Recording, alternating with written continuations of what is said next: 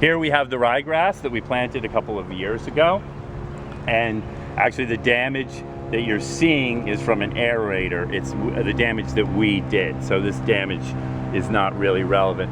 Now you come to see the creeping bentgrass, which is the light colored, healthy, emerald looking grass, which was planted many decades ago by the superintendent to see how it would do compared to the predominant grass that we have across the field, which is the annual bluegrass. You can see the disease. It's all in the annual bluegrass, and it's stressed not just from disease. Right in front of you, that's called summer patch, and to the right, that is drought stress from a lack of water. But you can see how the creeping bentgrass does not wilt under stress from a lack of water or from disease.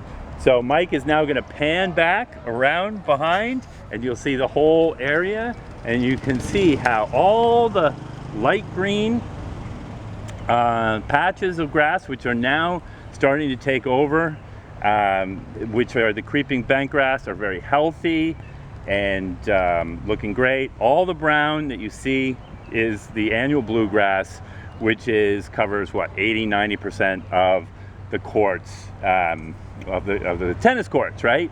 So this is just an example of how different species respond to less maintenance. We're behind the fence, off the playing court, there's less maintenance done, so you get to see more clearly the weaknesses of the different types of grass and the strengths, and how the new ryegrass that we planted on court 18 and the creeping bentgrass respond much better to less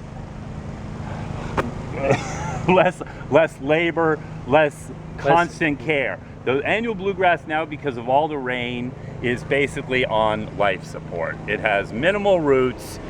You'll see it across the field. It is turning brown in areas, even though there's plenty of moisture. But the other two types of species, even with all the rain and the heat from last week, are doing fine.